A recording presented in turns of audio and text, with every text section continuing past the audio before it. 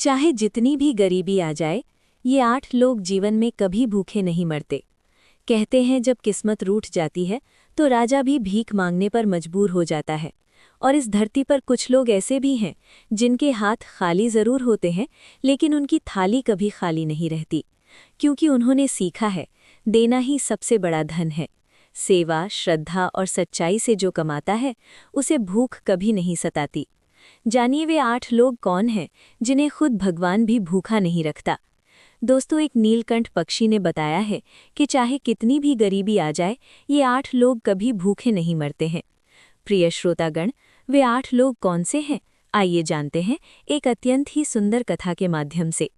एक जंगल में हरे भरे वृक्ष की डाल पर नीलकंठ पक्षी अपने पंख समेटे शांति से बैठा था। पास ही उसकी अर्धांगिनी भी ठंडी मंद बयार का आनंद ले रही थी। वातावरण बड़ा पवित्र और शांत था, जैसे प्रकृति स्वयं ध्यान में लीन हो। तभी नीलकंठ की पत्नी ने प्रेम भरी मुस्कान के साथ पूछा, स्वामी, आज आप इतने गंभीर क्यों दिख रहे हैं? आप किस विचार में डूबे हैं? नीलकंठ ने गहरी सांस लेते हुए कहा, प्रिय, मैं यही सोच रहा था कि इस सृष्टि में मनुष्य की सबसे बुरी प्रवृत्ति कौन सी है।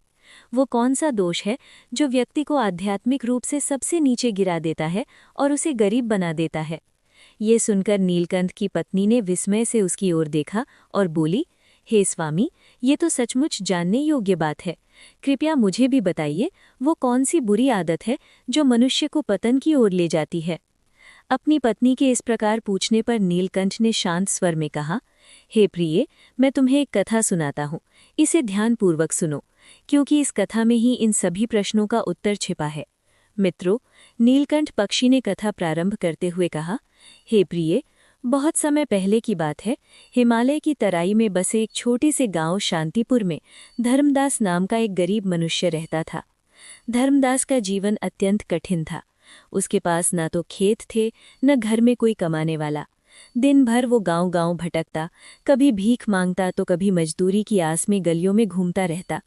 कभी कभी लोग दया करके उसे रोटी का टुकड़ा या थोड़ा चावल दे देते थे, पर धीरे धीरे लोगों के मन में उसके प्रति संदेह पनपने लगा। कुछ लोग कहने लगे, ये तो आलसी है, काम नहीं करना चाहता। और फिर एक दिन ऐसा आया, सबने उसे भीख देना बंद कर दिया। बेचारा धर्मदास अब निराश और भूखा रहने लगा। उसका शरीर कमजोर हो गया, चेहरा सूख गया, लेकिन उसके भीतर एक अजीब सी जिद थी। जीवन चाहे जैसा भी हो, हार नहीं माननी। हर सुबह वो गांव के बाहर बहने वाली सूखी नदी के किनारे बने कूड़े के ढेर पर जाया करता। वहीं उसे कभी कभी किसी के फेंके हुए दाने या बासी रोटी के टुकड़े मिल जाते, उन्हीं से वो पेट भरता। कई बार ऐसा भी होता कि पूरा दिन कुछ नहीं मिलता तो केवल पानी पीकर ही रात गुजार देता। एक दिन वो उसी ढेर में कुछ खाने के लिए खोज रहा था, तभी अचानक उसकी नज़र मिट्टी में दबे एक पुराने तांबे के सिक्के पर पड़ी। उसने उसे उठाया और हाथ में लेकर देखा। वो पूरे 10 रुपए का सिक्का था।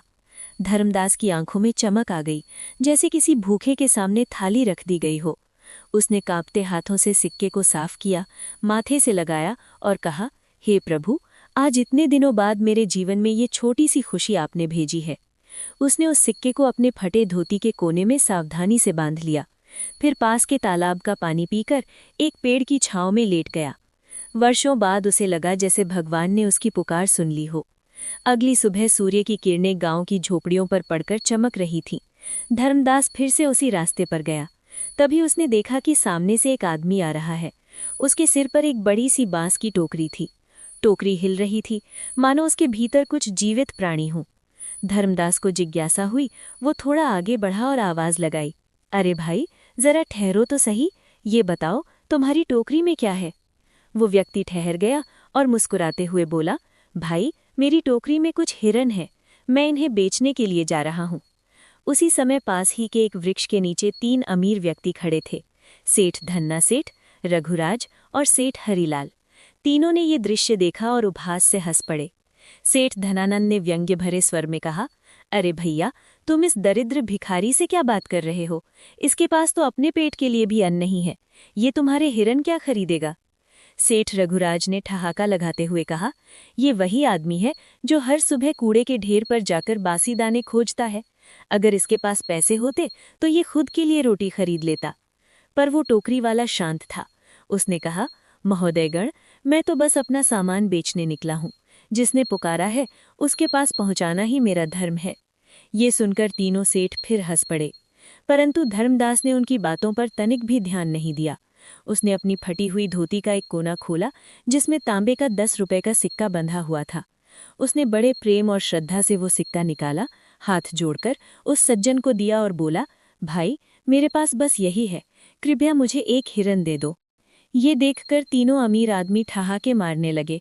सेठ हरीलाल ने तो आगे बढ़कर धर्मदास के गाल पर हल्की सी चपत मार दी और बोला, अभी भिखारी तू हिरन खरीदेगा, तेरे बस की बात नहीं। धर्मदास ने सिर झुका लिया, पर उसकी आंखों में कोई क्रोध नहीं था। वो शांत स्वर में बोला, भैया, तुमने मुझे क्यों मारा? मैंने तुम्हारा क्या बिगाड़ा?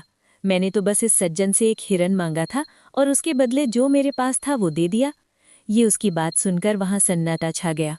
टोकरी वाले व्यक्ति ने धर्मदास की ओर दया और करुणा भरी दृष्टि से देखा, फिर वो मुस्कुराते हुए बोला, भाई, तुम्हारा मन सच्चा है। लो, ये छोटा सा प्यारा हिरन तुम्हारा हुआ। वह उसे बड़े स्नेह से पुकारता, आओ मृगेश, मेरे साथ चलो। प्रिय मित्रों, तभी धर्मदास ने मुस्कुराकर उन तीनों अमीर आदमियों की ओर देखा और कहा, अरे भाइयों, तुम लोग तो कहते थे कि ये गरीब कुछ नहीं खरीद सकता, पर देखो, जिसे तुम सबसे निर्धन समझते थे, उसने भी अपने परिश्रम से कमाए धन से एक हिरन खरीद लिया है। ये सुनकर तीनों अमीर व्यक्ति निरुत्तर हो गए। उनके चेहरे पर मौन छा गया और वे चुपचाप वहां से चले गए, और वो टोकरी वाला व्यापारी भी अपने मार्ग पर निकल पड़ा। धर्मदास ने सिर झुकाया जैसे प्रभु को धन्यवाद दे रहा हो। फिर वो अपने पुराने मार्ग की ओर लौट गया, उसी कूड़े के ढेर के पास। वहां उसे कुछ बचे हुए बाजरे के दाने मिले। उसने उन्हें हथेली में लेकर मुस्कुराते हुए बोला, कुछ मैं खा लूंगा और कुछ अपने इस छोटे साथी को खिलाऊंगा। वह हिरन के पास बैठकर धीरे धीरे दाने उसके मुंह में डालने लगा।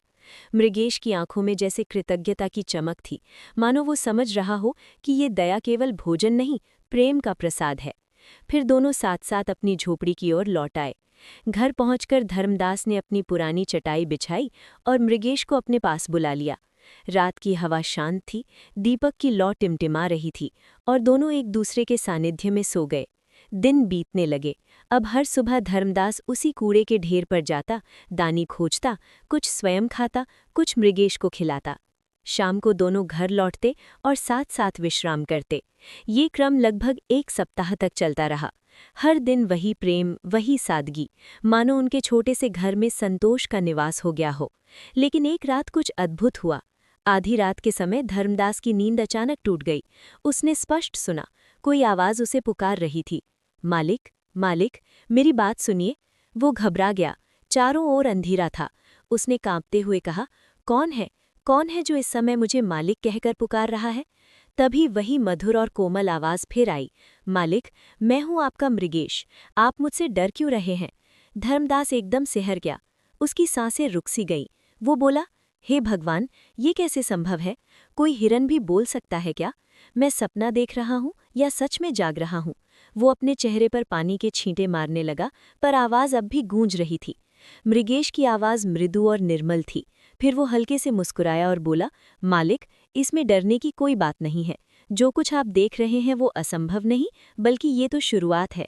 अभी तो आपको और भी बड़े रहस्यों और चमत्कारों के दर्शन होंगे। धर्मदास स्तब्ध रह गया। उसके हाथ कांप रहे थे, पर मन में एक अनजाना विश्वास भी जन्म लेने लगा था। वो बोला, ठीक है, बोलो, क्या कहना चाहते हो? तुम्हारी बात सुने बिना अब तो मैं रह ही नहीं सकता। तब मृगेश ने अपनी सुंदर आंखों से उसकी ओर देखा और धीरे से बोला, मालिक, मैं आपके चरणों का सेवक हूँ। आपने दया करके मुझे अपनाया है, इसलिए अब मैं आपको छोड़कर कभी नहीं जाऊंगा। मैंने स्वयं आपको अपना स्वामी चुना है। इतना कहकर वो कुछ क्षण चुप हो गया, फिर आगे बोला, परंतु एक बात है मालिक, आप तो मनुष्य हैं।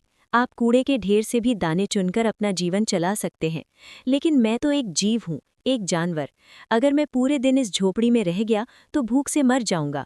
इसलिए मैं आपसे अनुमति मांगता हूँ, मुझे दिन के समय बाहर जाने दो, ताकि मैं जंगल में जाकर भोजन खोज सकूं। मैं वादा करता हूँ, हर शाम जब सूर्य अस्त होगा मैं लौटकर आपके पास आ जाऊंगा, कभी आपको छोड़कर नहीं जाऊंगा। धर्मदास गहरी सोच में पड़ गया। उसका मन में डर भी था, कहीं ये हिरन भाग न जाए। उसके जीवन में पहली बार किसी ने उसे मालिक कहा था, किसी ने स्नेह से बात की थी। वो उस अपनत्व को खोना नहीं चाहता था। उसने धीरे से कहा, मृगेश, मुझे डर है तुम कहीं वापस ना आए तो। मृगेश ने सिर झुकाकर उत्तर दिया, मालिक, विश्वास रखना, जैसे सूर्य रोज पूर्व से उदय होता है वैसे ही मैं रोज आपके पास लौट आऊंगा, क्योंकि अब मेरा अस्तित्व आपसे जुड़ गया है। धर्मदास की आंखें नम हो गईं। उसने कांपते हुए हाथों से मृगेश के सिर पर प्यार से हाथ फेरा और कहा, जाओ पुत्र, जाओ, भगवान तुम्हें सुरक्षित रखें। अगर तुम्हारा हृदय सच्चा है तो मैं जानता हूं तुम लौट कर आओगे। धर्मदास से अनुमति पाने के बाद मृगेश बहुत प्रसन्न हुआ। अगले दिन सुबह होते ही मृगेश ने धर्मदास की ओर देखा और धीरे से बोला, मालिक, अब मैं भोजन की खोज में जा रहा हूँ, आप चिंता मत कीजिए, सूर्य ढलने से पहले मैं वापस लौट आऊंगा। धर्मदास ने सिर हिलाया, पर उसके हृदय में हल्का भय था। उसने कहा, ठीक है पुत्र, जाओ, लेकिन जल्दी लौट आना। मृगेश ने अपनी बड़ी बड़ी आंखों से उसे देखा, मानो कह रहा हो, मुझ पर विश्वास रखो, और फिर वो तेजी से झोपड़ी के बाहर भागा। देखते ही देखते उसकी हल्की सुनहरी आकृति धूल में विलीन हो गई। वो ओझल हो गया। धर्मदास के हृदय में एक टीस उठी, उसकी आंखें भर आईं और उसने कांपते स्वर में कहा, हे भगवान, आज मेरा मृगेश चला गया, अब मैं फिर अकेला हो गया। उसके रोने की आवाज़ सुनकर आसपास के पड़ोसी जमा हो गए। एक ने व्यंग करते हुए कहा, अरे धर्मदास, तू कितना मूर्ख है, तेरे पास जो 10 पैसे थे उनसे तू रोटी खरीद सकता था, पर तूने तो उन्हें एक जानवर पर लुटा दिया। दूसरा बोला, अगर तुझे फिर कभी 10 पैसे मिल भी गए तो तू शायद फिर से कोई और जानवर खरीद लेगा और फिर उसे भी इसी तरह से भगा देगा। तीसरा पड़ोसी जोर से हंसा, अरे भाई, अब तो तेरी किस्मत में बस भूख ही लिखी है। धर्मदास ये सब सुनकर चुपचाप खड़ा रहा। उसकी आंखों में आंसू थे, न शिकायत, बस एक गहरी उदासी थी। वह फिर से उसी पुराने कूड़े के ढेर पर गया, बाजरे के कुछ दाने बीन लाया और थके हुए कदमों से घर लौट आया। उसका घर अब पहले से भी ज्यादा सूना और उदास लग रहा था। दीवारों की खामोशी जैसे उसकी तन्हाई का मजाक उड़ा रही थी। वो चटाई पर बैठा रहा, सोचता रहा, काश मृगेश लौट आता। शाम का समय हुआ, सूरज डूबने लगा और झोपड़ी में अंधेरा फैल गया। तभी अचानक दरवाजे पर खटखट की आवाज हुई। धर्मदास चौंक कर बोला, कौन? जवाब में बस एक हल्की सी हिनहिनाहट सुनाई दी। वो दौड़कर बाहर गया और देखा, सामने उसका मृगेश खड़ा था। धर्मदास की आंखों से आंसू बहने लगे। उसने भावुक होकर कहा, अरे मेरे दोस्त, तू सचमुच लौट आया? मुझे लगा तू अब कभी नहीं आएगा। मृगेश मुस्कुराया और बोला, मालिक, मैंने आपसे वादा किया था। मैं सुबह भोजन खोजने गया था, लेकिन शाम को लौट आना मेरा धर्म है। आप निश्चिंत रहिए, मैं आपको कभी धोखा नहीं दूंगा। धर्मदास ने प्रेम से उसका माथा सहलाया। उस रात दोनों फिर एक साथ सोए, एक चटाई पर, एक ही दीपक की लौ में। अब उन दोनों की यही दिनचर्या बन गई। हर सुबह मृगेश जंगल की ओर जाता, भोजन खोजता और संध्या को लौटकर धर्मदास के पास आता।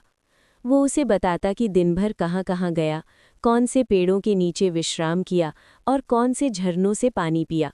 ये सब देखकर पड़ोसी लोग भी हैरान रह गए। वे आपस में कहने लगे, अरे, ये तो कोई साधारण हिरन नहीं है, न जाने कौन सी शक्ति इसमें समाई है। शायद ये आदमी कोई जादूगर है, तभी तो ये हिरन रोज लौट आता है। मित्रों, इस प्रकार धीरे धीरे 5 दिन बीत गए।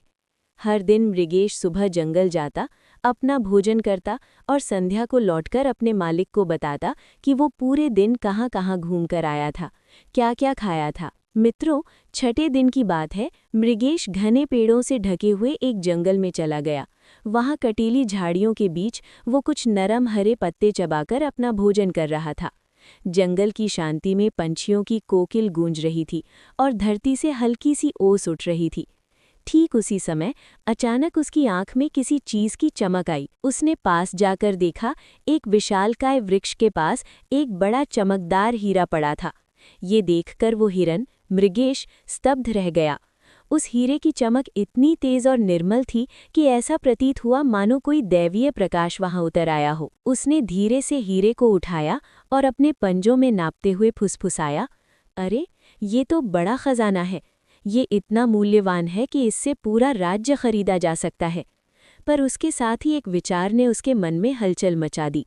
उसने सोचा, अगर मैं ये हीरा सीधे अपने मालिक धर्मदास को दे दूंगा तो लोग जरूर शक करेंगे। वे कहेंगे, ये निर्धन मनुष्य इतना बड़ा रत्न कहाँ से लाया।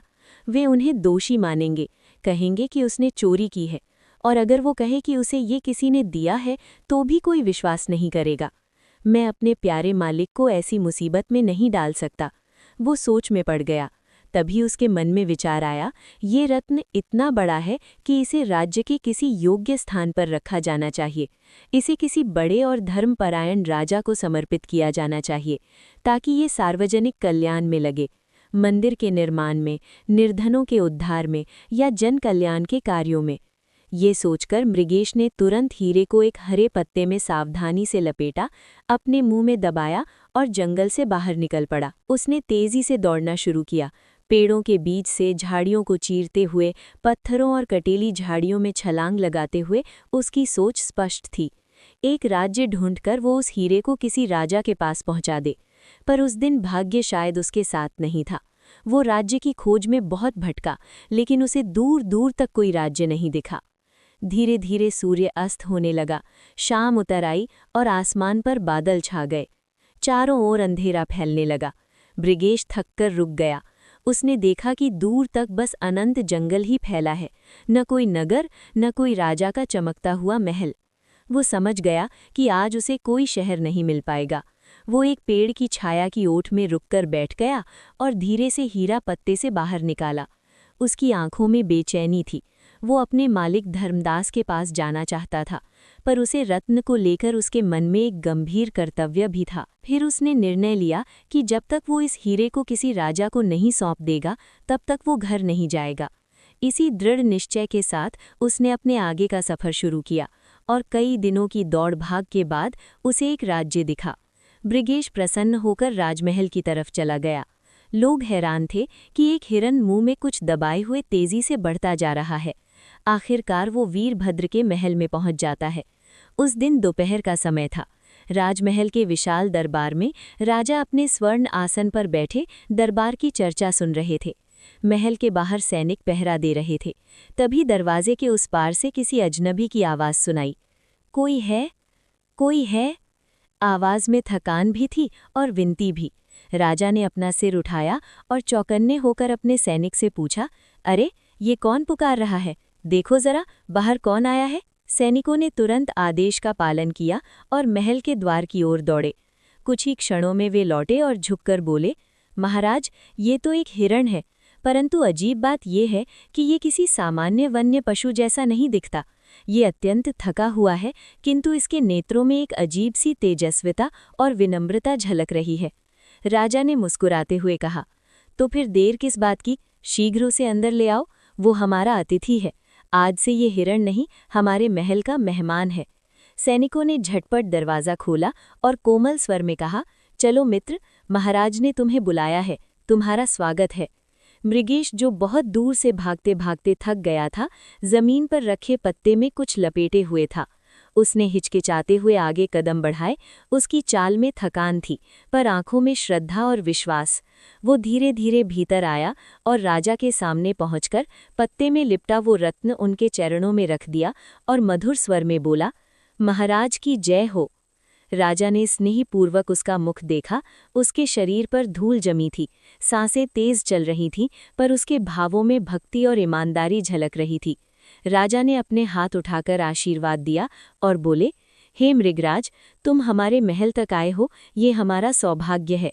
कहिए, कैसे आना हुआ? ये सुनकर मृगेश विनम्र होकर आंखें बंद की और धीमे स्वर में बोला, महाराज, सच कहूँ तो मैं कोई साधारण यात्री नहीं हूँ। मैं आपके पास एक संदेश लेकर आया हूँ, विवाह का संदेश। मैं अपने मालिक की ओर से आपके पास आया हूँ।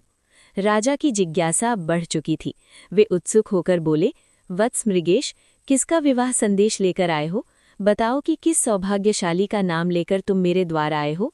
मृगेश ने दोनों खुर जोड़कर आदरपूर्वक झुकते हुए कहा, महाराज, मैं आपके पास अपने स्वामी की ओर से आया हूँ। मेरे महाराज का नाम चंद्रदेव है। वे अत्यंत धर्मात्मा, तेजस्वी और न्यायप्रिय राजा हैं। उन्होंने आपके सद्गुणों और आपकी पुत्री के सौंदर्य व संस्कार की चर्चा सुनी है। वे आपके प्रति गहरा सम्मान रखते हैं। इतना कहकर मृगेश ने धीरे धीरे अपने पास रखा पट्टा खोला। उसके भीतर एक अत्यंत चमकदार अद्भुत हीरा था। वो प्रकाश जैसे स्वयं में सूर्य की किरणें समेटे हुए था। पूरा राज दरबार उस तेज से जगमगा उठा। फिर मृगेश बोला, महाराज, ये हीरा मेरे स्वामी की भेंट है। उन्होंने ये संदेश देते हुए कहा है कि राजन, ये मेरी ओर से एक छोटी सी भेंट है। यदि आप कृपा कर इसे स्वीकार करें तो ये हमारे लिए परम सम्मान की बात होगी। राजा कुछ क्षण उस हीरे को निहारते रह गए। उनके मुख से निकला, अरे, इतना बड़ा हीरा आपके महाराज इस छोटी सी भेंट कह रहे हैं? ये तो सचमुच किसी उदार हृदय का परिचय है। इस दृश्य को देखने के बाद पूरा दरबार मौन हो गया। सभी की दृष्टि राजा पर थी।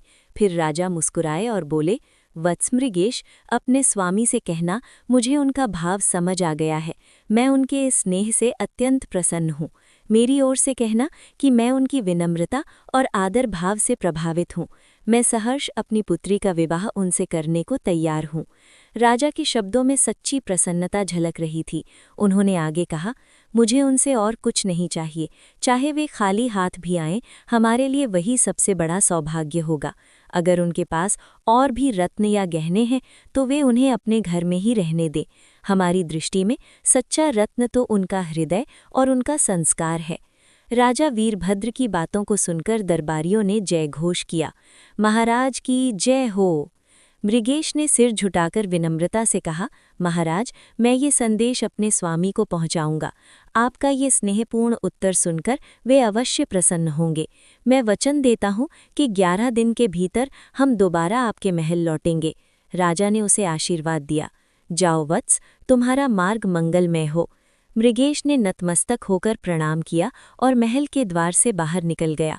उसकी आंखों में संतोष था, कदमों में गति और मन में अपने स्वामी के प्रति भक्ति। उधर धर्मदास के लिए वे दिन अत्यंत कठिन बीत रहे थे। मृगेश कई दिनों से घर नहीं लौटा था। धर्मदास दिन रात चिंता में डूबा रहता। कभी गांव की गलियों में भटकता तो कभी जंगल की पगडंडियों पर उसकी पुकार गूंजती, मृगेश, मृगेश, तू कहाँ चला गया? हवा में बस उसकी व्याकुलता थी और हृदय में एक ही प्रश्न, क्या मेरा प्रिय हिरण लौटकर आएगा? पड़ोसी उसका मजाक बना रहे थे, तेरा हिरण तो भाग गया, तू तो बड़ा मूर्ख है, अब बैठा रहे कूड़े के घेर पर जाकर। ये सुनकर धर्मदास पागल सा हो गया। एक शाम जब वो सोने जा रहा था तभी दरवाज़ा चरमराया और मृगेश अंदर आता है। ये देखकर धर्मदास खुशी से उछल पड़ता है और अपने हिरण को कसकर गले लगा लेता है। उसकी आंखों से आंसू झड़ने लगते हैं।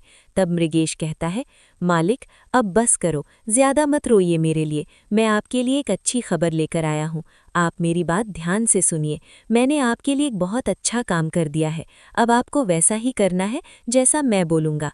धर्मदास ने स्वीकृति में सिर हिलाते हुए कहा, ठीक है, जो तुम कहोगे मैं वही करूँगा। फिर मृगेश ने कहा, ठीक है, कल सुबह आपको मेरे साथ चलना होगा। अगले दिन सुबह होते ही धर्मदास मृगेश के पीछे पीछे चल देता है।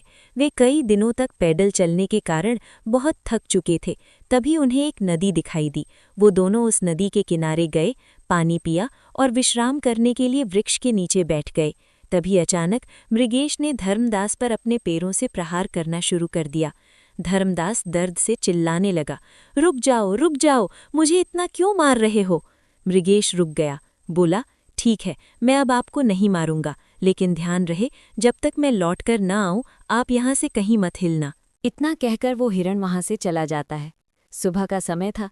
राजा वीरभद्र ने नगर की सड़कों पर बहुत सारे सैनिक खड़े कर दिए थे, क्योंकि उन्हें उम्मीद थी कि कभी भी महाराज चंद्रदेव अपनी बारात लेकर आ सकते हैं।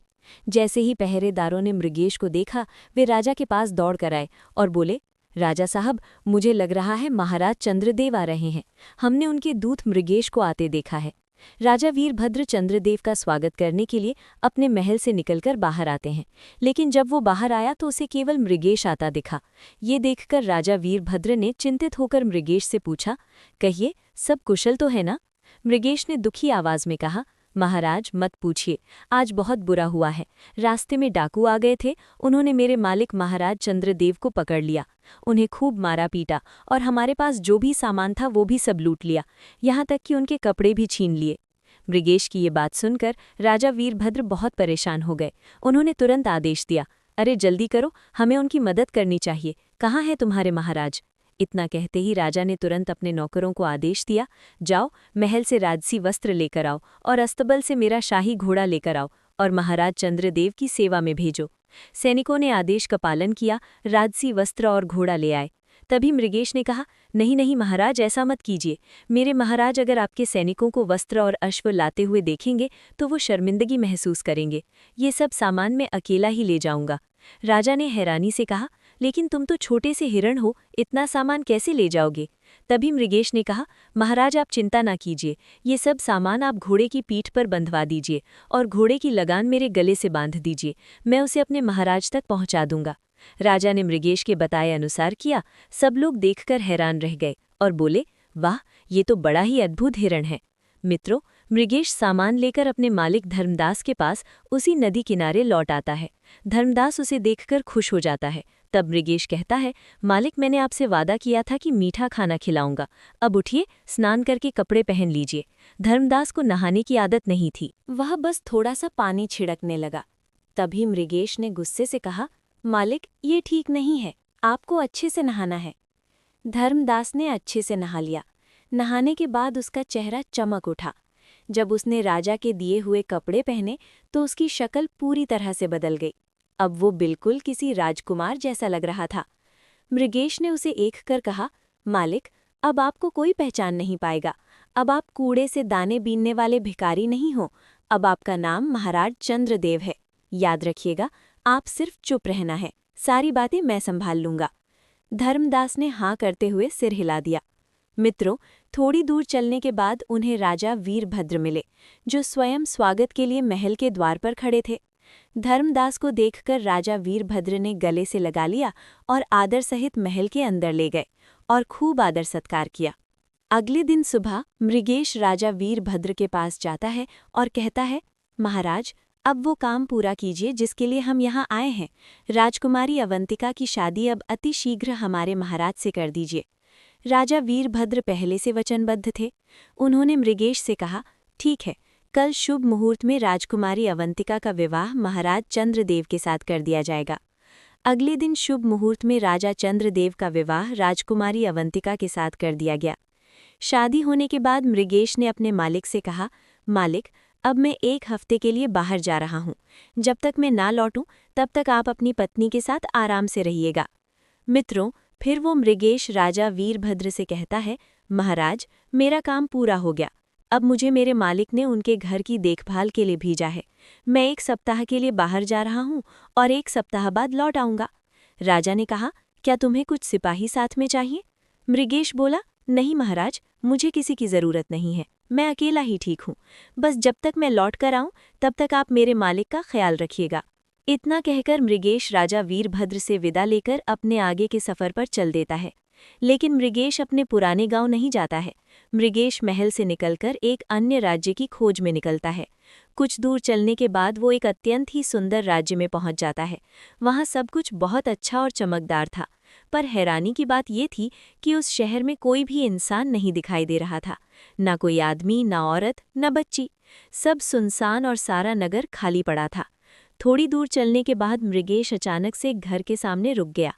वह घर नीलम और कीमती पत्थरों से सजा हुआ था। ऐसी चमक उसने पहले कभी नहीं देखी थी। उसने सोचा, ये मकान मेरे मालिक के लिए बहुत अच्छा रहेगा, लेकिन पता नहीं ये किसका घर है, कोई रहता भी है कि नहीं। इतना कहकर उसने जोर जोर से आवाज़ लगाई, घर में कोई है? कई बार आवाज़ देने के बाद भी दरवाजे के अंदर से कोई उत्तर नहीं आया। थोड़ी देर बाद घर के अंदर से एक बूढ़ी औरत की आवाज़ आती है, कौन चिल्ला रहा है बाहर? मृगेश ने कहा, दादी माँ, मैं हूँ आपका पोता। बूढ़ी माँ ने कहा, अरे तुम सच में मेरे पोते हो, तो अभी अपने घर वापस चले जाओ। यहाँ रहने से तुम और मैं दोनों खतरे में पड़ सकते हैं। यहाँ आकर तुम अपनी और मेरी जान मत गवाओ। ये सुनकर मृगेश आश्चर्य में पड़ गया। उसने मधुर आवाज़ में पूछा, दादी माँ, आप मुझे डरा रही हैं?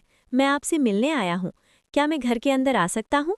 मृगेश की ये बात सुनकर उसे बूढ़ी माँ ने धीरे से दरवाज़ा खोला और मृगेश को अंदर बुला लिया। घर के भीतर बैठकर बातें करने पर बूढ़ी माँ ने कहा, बेटा, यहाँ की हालत बहुत बुरी है। अगर तुम मरना चाहते हो तो तुम यहाँ रुक जाओ, पर मुझे नहीं लगता कि तुम मरना चाहते हो। मेरे पास रहने के लिए यही एक कमरा है। मैं यहाँ खाना बनाती हूँ और दिन भर काम करती हूँ, पर डर लगता है। मृगेश ने कहा, दादी, मैं समझता हूँ, पर मैं यहाँ कुछ और जानना चाहता हूँ। ये जगह किसकी है और किस चीज़ से तुम्हें डर लगता है? तब उस बूढ़ी औरत ने डरते हुए कहा, यहाँ बहुत सारा खजाना है, बहुत सारे घोड़े हैं, पर इसका असली मालिक कोई इंसान नहीं है। इसका मालिक तो एक बड़ा सा सांप है जिसका नाम कालिया है। वो पूरे नगर का मालिक बना हुआ है। वही इस खजाने की रक्षा करता है और इस घर में रहता है। मृगेश ने पूछा, क्या वो सांप बहुत बड़ा है? तब बूढ़ी माँ ने कहा, हाँ, वो बहुत बड़ा और भयानक है। जब वो आता है तो तेज हवा चलने लगती है, धूल उड़ने लगती है। ऐसा लगता है जैसे तूफान आ रहा हो। वो आंगन में आकर सब कुछ खा जाता है, फिर पानी पीकर चला जाता है। और मैं सोचती हूँ कि हमारे जैसे छोटे छोटे लोग भला क्या कर पाएंगे। और सुनो बेटा, उसके साथ शेर भी रहता है। उस बूढ़ी औरत की बात सुनने के बाद मृगेश ने कहा, दादी माँ, आप चिंता मत कीजिए। आप मुझे कोई ऐसी जगह दे दीजिए जहाँ मैं उस सांप के पास बैठकर मौका देख सकूं। जब वो निकलेगा मैं उसे मार दूंगा। मृगेश की ये बात सुनकर उस बूढ़ी औरत का माथा ठनक सा गया। वो डरकर कहने लगी, अरे बेटा, ऐसा मत कहो, तुमने तो पहले ही मुझे खतरे में डाल दिया है। इस घर की हर बात को कालिया नाग सुन लेता है। अगर तुम उसके पास जाकर उसकी शिकायत कर दोगे तो हम दोनों की जान खतरे में पड़ सकती है। मृगेश ने फिर हिम्मत जुटाते हुए कहा, दादी, आप बस मुझे एक तेज तलवार दे दीजिए, मैं कुछ भी करके उसे मार दूंगा। मृगेश के कहने पर वो बूढ़ी औरत डरते हुए अंदर जाती है और एक चमचमाती तेज धार वाली तलवार निकालकर मृगेश को दे देती है। तभी बाहर तेज हवा चलने लगती है और धूल उड़ने लगती है। ऐसा लगा जैसे कोई बड़ी सी आंधी आ रही हो। वो बूढ़ी औरत डरकर चिल्लाने लगी, सुना आपने, ये वही आवाज़ है, कालिया नाग आ रहा है। मृगेश ने घबराए बिना कहा, अगर वो बड़ा है तो मैं भी बहुत बड़ा हूँ और मुझे लगता है कि मैं घर के अंदर हूँ। उसे अंदर से हराने में मुझे बहुत फ़ायदा होगा। इस घर में अब तो या वही रहेगा या मैं रहूँगा। ये कहकर मृगेश ने अपनी तलवार कस ली और घर की चौक पर खड़ा हो गया। बेचारी दादी बहुत डर रही थी। वो बार बार मृगेश से कह रही थी, बेटा, ये वही सांप है जिसने तलवार और ढाल वाले न जाने कितने शूरवीरों को मार डाला है। तू तो छोटा सा हिरन है, तू भला इसका क्या कर पाएगा? तब मृगेश ने झुंझलाकर कहा, दादी आप चुप रहिए। फल के रंग को देखकर उसका स्वाद कोई नहीं जान सकता। बस थोड़ी देर ठहरो और देखो फिर आगे क्या होता है। मित्रों, थोड़ी ही देर में आंगन में तेज हवा चलने लगी। आंधी सी आ गई। वो भयानक नाग आंगन में घुस गया और आंगन में रखी हुई जितनी भी खाने की सामान थी सब खा गया। फिर वो दरवाजे के पास आता है और गुस्से से बोला, ओ बुढ़िया, आज घर के अंदर से कोई नई तरह की खुशबू क्यों आ रही है? बूढ़ी माँ ने डरते हुए कहा, नहीं नहीं, कोई खुशबू नहीं है। उधर मृगेश तलवार लेकर दरवाजे की आड़ में तैयार खड़ा था। जैसे ही कालिया ने सिर अंदर किया, मृगेश ने बिजली की तरह तलवार चलाई और उसका सर काट दिया और तेज आवाज में बोला, कालिया, अब तेरा समय पूरा हुआ। कालिया नाग वहीं तड़पकर मर जाता है। उस विकराल सर्प से मुक्ति पाकर बूढ़ी माँ बहुत खुश हुई। उन्होंने सोचा नहीं था कि एक छोटा हिरन इतना बड़ा काम कर देगा। बूढ़ी माँ ने उसे गले लगाकर कहा, बेटा, तू तो मेरा सच्चा पोता निकला। तूने इस दुष्ट सर्प को मार दिया। अब ये शहर आज़ाद हो गया है। फिर मृगेश ने कहा, दादी, मुझे घर के सारे हिस्से दिखाओ। दादी ने उसे पूरा घर दिखाया। उसने देखा कि घर के अंदर बहुत सा खजाना था, महंगे खाने पीने के सामान थे और सबसे बड़ी बात, बहुत से आदमी और औरतें वहाँ कैद में पड़े थे। मृगेश ने कहा, दादी, अब ये सब मेरे मालिक राजा चंद्रदेव का है। जब तक मैं उन्हें नहीं लाता, आप इन सब चीज़ों का ध्यान रखिएगा। कुछ दिन ठहरने के बाद मृगेश अपने मालिक के पास लौट आता है। धर्मदास उसे देखकर बहुत खुश होता है। वो तो अकेलेपन से टूट सा गया था। मृगेश ने कहा, मालिक, अब 4 दिन बाद आपको अपनी पत्नी राजकुमारी अवंतिका के साथ अपने नए घर में चलना है। मैंने आपके घर की व्यवस्था कर दी है। राजा वीरभद्र को जब ये खबर मिली तो पहले उन्हें बेटी विदा करने का बड़ा दुख हुआ, फिर खुशी खुशी वो तैयार हो गए। विदाई के दिन बहुत बड़ा काफिला तैयार हुआ। दुल्हन की सहेलियां, दासियां, नौकर, सिपाही, घोड़े सब चलने लगे। आगे आगे मृगेश रास्ता दिखाता हुआ जा रहा था। 3 दिन का सफ़र तय करने के बाद चौथे दिन दोपहर को दूर से घर और सुंदर नगर दिखने लगा। मृगेश ने कहा, देखो मालिक, यही हमारा नया नगर है और वो जो बड़ा सा घर दिख रहा है वही आपका महल है। जैसे ही सब महल में पहुंचे, वहां की दादी खुशी से नाचने लगी। मृगेश बोला, दादी, ये सब मेरे मालिक राजा चंद्रदेव की शक्ति है। असली इज्जत उन्हीं को मिलनी चाहिए। बूढ़ी दादी ने राजा को ना पहचानने के लिए माफ़ी मांगी। फिर मृगेश अपने मालिक को सारा महल दिखाने के लिए ले गया। राजा ने आदेश दिया कि सारे कमरे साफ किया जाए, मेज़ कुर्सियां चमकाई जाएं और जिन लोगों को नाग ने कैद किया था उन्हें आज़ाद किया जाए। इस प्रकार से मित्रों कुछ दिन बीत जाते हैं। सब खुशी से वहां रह रहे थे। फिर राजकुमारी अवंतिका की नौकरानियों ने कहा, महाराज, हमें अपने घर जाने की इजाज़त दे दो। मृगेश में पहले उन्हें रोका, कहा थोड़ा और रुक जाओ, लेकिन जब वे नहीं मानी तो जाते समय मृगेश ने उन्हें बहुत सी भेंट और तोहफे उन्हें उपहार स्वरूप दिए। धीरे समय बीतता गया और मृगेश के निस्वार्थ कर्मों ने सबका दिल जीत लिया। उसके स्वभाव में इतनी सादगी, निष्ठा और विनम्रता थी कि जो भी उससे मिलता उसका प्रशंसक बन जाता। ये देखकर दादी के दिल में भी मृगेश के लिए और अधिक सम्मान पैदा हो गया था। उन्हें लगता था कि ऐसा निष्ठावान प्राणी इस धरती पर बहुत कम होते हैं। एक दिन जब सुबह की ठंडी हवा खिड़की से भीतर आ रही थी, मृगेश कुछ चिंतन में डूबा हुआ दादी से बोला, दादी, मुझे एक बात समझ में नहीं आती। मेरे मालिक कितने भोले हैं, मैंने उनके लिए कितना कुछ किया है, पर उन्होंने कभी ये तक नहीं पूछा कि ये सब कहाँ से आया, कैसे हुआ। मैंने उनकी जान बचाई, उनके लिए ये शहर बसाया, खजाना लाकर दिया और इतना बड़ा महल भी बनवाया, लेकिन उन्होंने कभी ये नहीं सोचा कि ये सब किसी ने उनके लिए किस भावना से किया होगा। इतना कहकर वो शांत हो गया, फिर एक हल्की मुस्कान के साथ बोला, शायद यही इंसान की फितरत है। जब तक इंसान को किसी चीज़ की कमी ना हो तब तक वो दूसरों की अच्छाई नहीं समझता। कभी कभी मुझे लगता है कि लोग सच कहते हैं, कभी किसी के लिए ज़रूरत से ज़्यादा अच्छा मत करो, थोड़ा बहुत नुकसान भी कर दो, तभी उसे तुम्हारी अच्छाई की कीमत समझ आएगी। खैर छोड़ो, मुझे जो करना था कर दिया, अब देखता हूँ कि मेरे लिए ये क्या करते हैं। बूढ़ी दादी मृगेश की बातें सुनकर गहरी सोच में पड़ गईं। उनके दिल में ये भय था कि कहीं ये निष्ठावान मृगेश अपने मालिक की बेरुखी से टूट न जाए। लेकिन अब हालात बदल चुके थे। राजा चंद्रदेव, जो कभी मृगेश के प्रति कृतज्ञता से भरे रहते थे, अब राजपाट के वैभव में डूब गए थे। रानी के प्रेम में उन्होंने धीरे धीरे उन दिनों को भुला दिया जब मृगेश ने उनके लिए प्राण तक दांव पर लगा दिए थे। अब उनका पूरा समय महलों के उत्सवों, नृत्यों और विलास में बीतने लगा। मृगेश का नाम उनके होठों से जैसे लुप्त हो गया था। समय बीतता गया। एक सुबह जब सूर्य की पहली किरण खिड़की से अंदर आई, मृगेश बहुत बीमार हो चुका था। उसका शरीर तप रहा था। वो मुश्किल से उठा और धीमी आवाज में बोला, दादी माँ, जाकर मेरे मालिक से कह दो कि मैं बहुत बीमार हूँ। मित्रों, मृगेश की बात सुनकर दादी के दिल में जैसे सैकड़ों सुइयां चुभ गईं। उसकी हालत देखकर उनके आंसू थम ही नहीं रहे थे। वो किसी तरह अपने दर्द भरे कदमों से ऊपर महल की ओर चली, जहां राजा और रानी स्वर्ण आसन पर बैठे हुए थे। तभी दादी उनके पास गईं और व्याकुल स्वर में बोली, महाराज, मृगेश बहुत बीमार है, कृपा करके शीघ्र चलिए और उसे देख आइए। ये सुनकर रानी अवंतिका जैसे चौंक उठीं। उनका चेहरा सफ़ेद पड़ गया और स्वर कांपते हुए बोली, क्या कह रही हो दादी? हमारे प्यारे मृगेश को क्या हो गया? वो तो हमेशा प्रसन्न और चंचल रहता था। लेकिन मित्रों, राजा के चेहरे पर कोई विशेष चिंता नहीं थी। वो हल्की हंसी हंसकर बोला, अरे, इसमें घबराने की क्या बात है? उसे कोई जड़ी बूटी लाकर पिला दो, ठीक हो जाएगा। रानी ने जब राजा के मुख से ये बात सुनी तो वो अवाक रह गई। उनकी आंखों में आंसू आ गए। उन्होंने कुछ पल राजा को देखा और फिर दृढ़ स्वर में बोली, महाराज, ये आप क्या कह रहे हैं? वो कोई साधारण हिरण नहीं है। वो तो वही है जिसने आपके जीवन की डोर थाम ली थी। आपके लिए तो उसे आँख का तारा होना चाहिए था। जैसे आँख में रेत का एक छोटा सा कण भी चला जाए तो असहनीय दर्द देता है, वैसे ही उसे पीड़ा में देखकर आपको भी कष्ट होना चाहिए। रानी की बात सुनकर राजा का चेहरा एक सख्त हो गया। वो नाराज होकर बोला, बस, बहुत बोल लिया तुमने। मैंने जैसा बोला है वैसा ही होगा। मित्रों, बेचारी दादी कुछ कह भी नहीं सकी। उनकी आंखों से आंसू बह निकले। वो चुपचाप मृगेश के पास आईं और जाकर सब कुछ बता दिया। राजा की बातें, रानी का दुख और अपनी विवशता मृगेश ने पहले तो चुपचाप सुना, फिर हल्की सी मुस्कान के साथ बोला, दादी, आप सच नहीं कर रहीं, क्योंकि उसे यकीन ही नहीं हुआ कि उसके मालिक ऐसा बोलेंगे, जिनके लिए उसने अपना सब कुछ न्यौछावर कर दिया।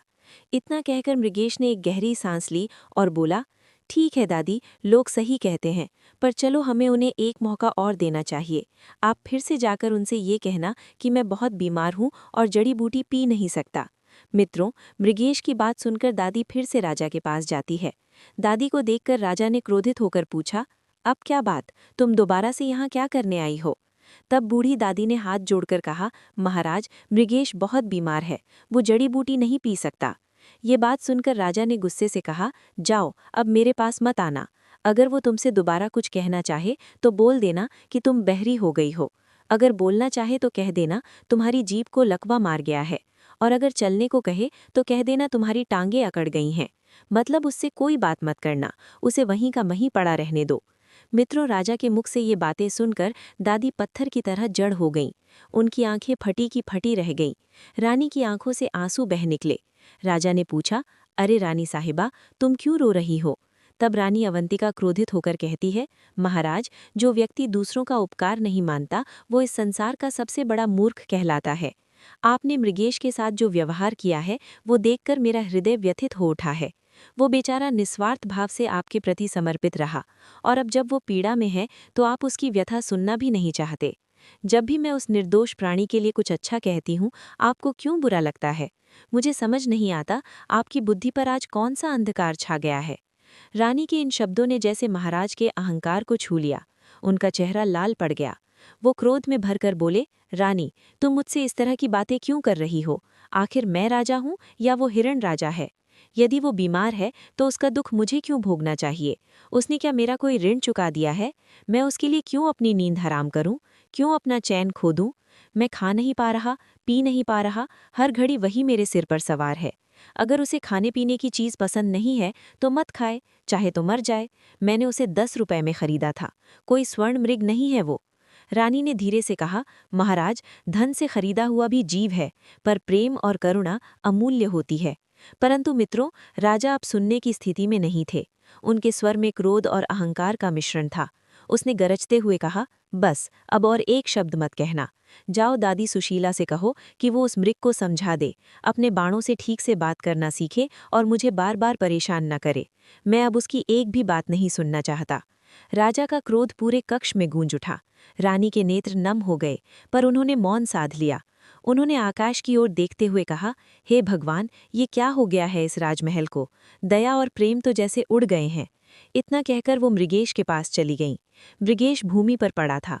उसकी आंखें अर्धमूर्छित थीं और उसके मुंह से रक्त की धार बह रही थी। दादी उसे देखकर रो पड़ी और कहने लगी, बेटा, तुमने राजा के लिए इतना कुछ किया, पर लगता है सब व्यर्थ चला गया। मृगेश रोते हुए बोला, दादी माँ, अब मैं मर रहा हूँ, बीमारी से नहीं बल्कि इंसान की इंसानियत और कृतज्ञता से।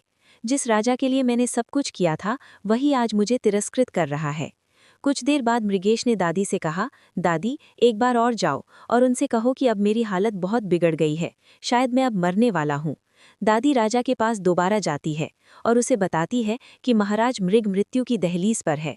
अगर उसका उपचार नहीं हुआ तो वो मृत्यु को प्राप्त हो जाएगा। मित्रों, दादी की बात सुनकर राजा चंद्रदेव ने गुस्से में कहा, मैंने कितनी बार कहा है तुझे कि तू मुझे तंग मत कर। अगर वो मरना चाहता है तो मर जाए, मुझे कोई फर्क नहीं पड़ता, मर जाने दो उसे। मित्रों, ये सुनकर रानी अवंतिका बहुत दुखी हुई और गुस्से से बोली, महाराज, आप ये कैसी बातें कर रहे हैं? उस हिरण ने आपका क्या बिगाड़ा है? उसने क्या कभी आपका नुकसान किया है? उसने तो केवल आपकी भलाई की है। उसने आपके लिए मेरी शादी तय करवाई, मुझे यहाँ तक लाया, आपको महल दौलत सब कुछ दिया। लोग अमीर हो या गरीब, सब उसे प्यार करते हैं, और अगर आप उसके साथ ऐसा बर्ताव करेंगे तो सब आपको ही बुरा कहेंगे। पर राजा चंद्रदेव ने रानी की बात बिल्कुल नहीं सुनी। बेचारी दादी वापस मृगेश के पास लौट आई हैं। अब मृगेश की हालत बहुत खराब हो चुकी थी। कुछ देर बाद रानी ने चुपके से अपने एक नौकर के हाथों औषधि का घोल भेजा, लेकिन जब नौकर औषधि का घोल लेकर मृगेश के पास पहुंचा, तब तक वो इस नश्वर लोक को छोड़कर जा चुका था। जैसे ही ये खबर फैली कि मृगेश की मृत्यु हो गई है, महल के आंगन में अचानक कोहराम मच गया। हर ओर रोने और चीखने की आवाज़ें गूंज उठी। नौकरानियां, सैनिक, दासियां सभी भागे भागे आए। कोई माथा पीट रहा था, कोई मृगेश के शरीर के पास बैठकर आंसू बहा रहा था। पूरा वातावरण शोक से भर गया था। परंतु इस दुखद दृश्य का राजा पर जरा भी असर नहीं हुआ। वो अपने आसन पर बैठा ठंडे स्वर में बोला, क्यों इतना हंगामा मचा रहे हो? वो तो बस एक छोटा सा हिरन था जिसे मैंने केवल 10 रुपए में खरीदा था। तुम सब ऐसे रो रहे हो जैसे कोई राजा मर गया हो। आखिर वो था तो एक जानवर ही ना। महल के लोग अवाक रह गए। सबकी आंखों में आंसू थे, पर राजा के चेहरे पर कठोरता की छाया थी।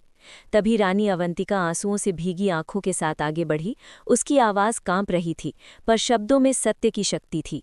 वो गुस्से से बोली, नहीं महाराज, आप गलत कह रहे हैं। वो कोई साधारण हिरन नहीं था। वो वही मृगेश था जिसने मेरे पिता के पास जाकर आपका हाथ मेरे लिए मांगा था।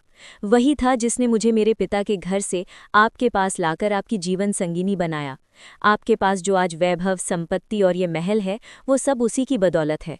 उसने आपके लिए हर संकट में साथ दिया, हर क्षण आपकी रक्षा की, पर बदले में आपने उसे क्या दिया? तिरस्कार, कठोर शब्द और अंत में ये निर्दयी व्यवहार।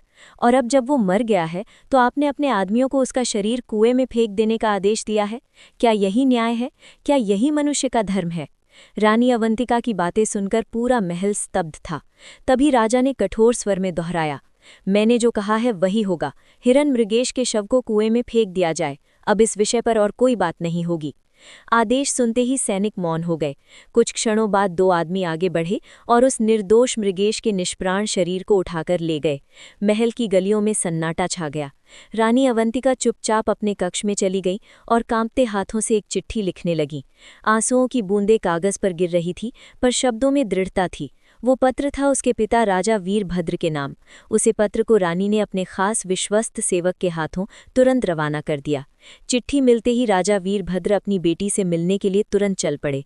जब वो पहुंचे और उन्हें पता चला कि मृगेश मर गया है और उसके शरीर को कुएं में फेंक दिया है, राजा तुरंत अपने राज्य से कुछ सैनिकों के साथ अपनी बेटी के राज्य जा पहुंचे और अपनी बेटी अवंतिका के साथ उस कुएं पर गए जहां मृगेश के पार्थिव शरीर को फेंका गया था।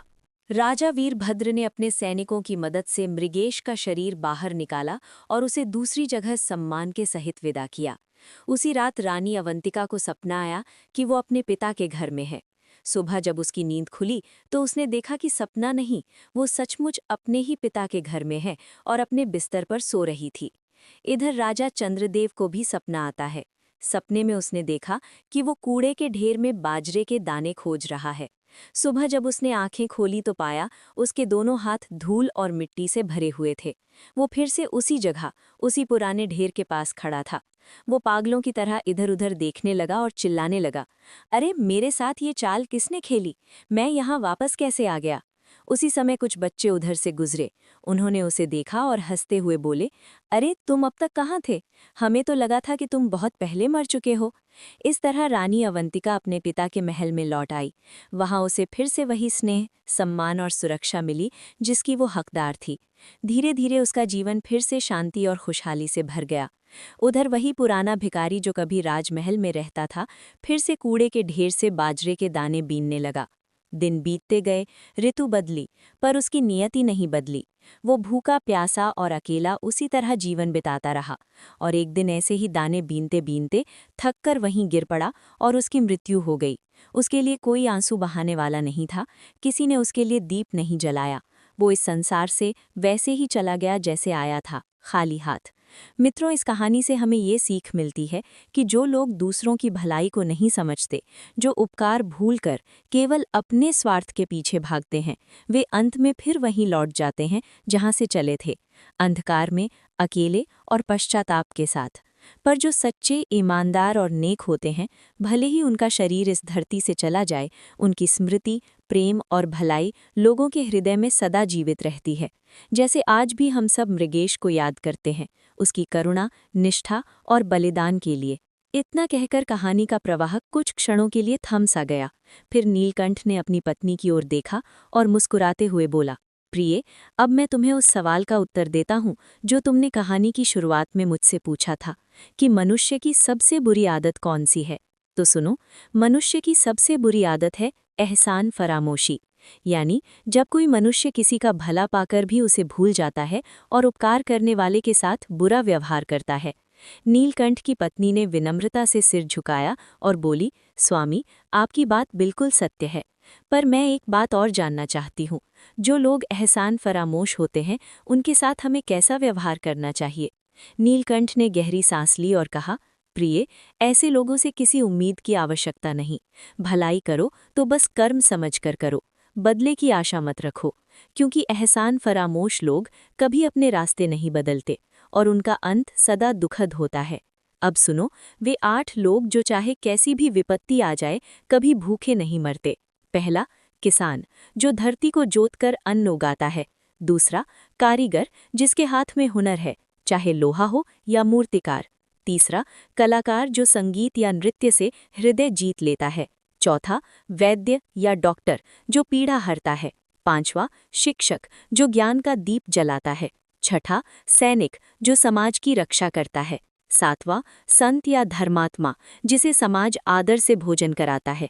और 8वां, सेवाभावी व्यक्ति जो निस्वार्थ भाव से लोगों की मदद करता है।